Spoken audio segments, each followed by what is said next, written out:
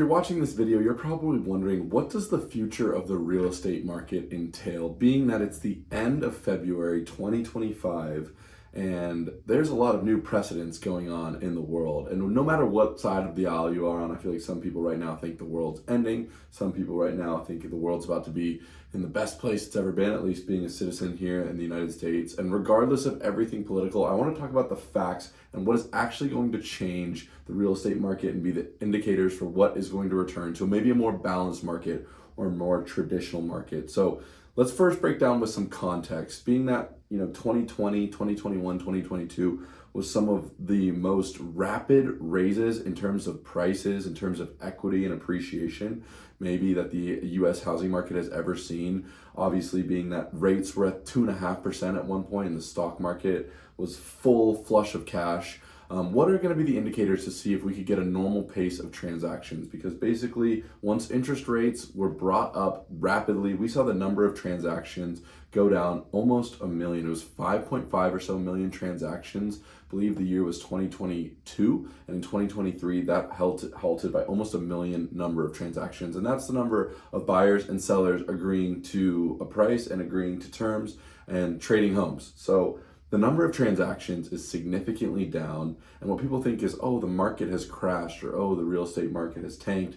And even though the number of transactions are down, the prices continue to raise year over year. What would it take for the number of transactions to be a little bit healthier? Here's what's going to happen. These are the three indicators that I want you to keep an eye on. That's going to be the early indicators for whether the market will shift. The first, inflation has to come down. Once inflation is down, we will then see the interest rates finally be able to be lowered. But until inflation numbers are settled, we're not going to see interest rates come down, at least to where even close to where they were. And coming down might look like being in the low sixes or high fives. It's not probably going to be in the low twos or mid high threes. So that's number one to look out for. The second thing, if energy costs can come down, that's also going to mean the cost of living is going to come down.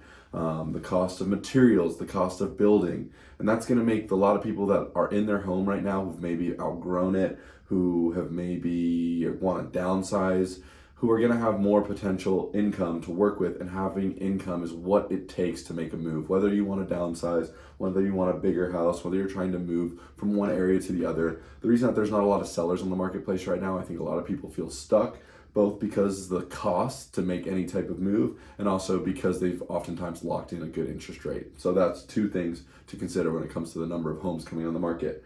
And the last, if the economy has good numbers and if the stock market increases and if job numbers are, progressively moving forward, and if unemployment is low, and if salaries continue to improve, that's also going to allow people to get into homes. A lot of first-time buyers right now, I feel like, are really stuck, where the rate of appreciation for properties has far outpaced the wages. A lot of people right now who have made a lot of money are the small 1 or 2% that have had a lot of money in the stock market.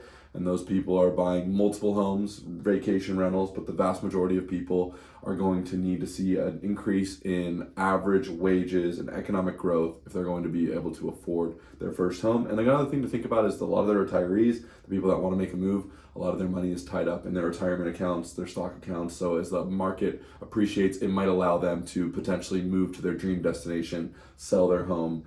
And these are the three things that I think it's really important to watch out for when it comes to what is going to happen to the future of the real estate market. I'm a real estate agent right here in Santa Barbara. What we saw in January is that the prices went up.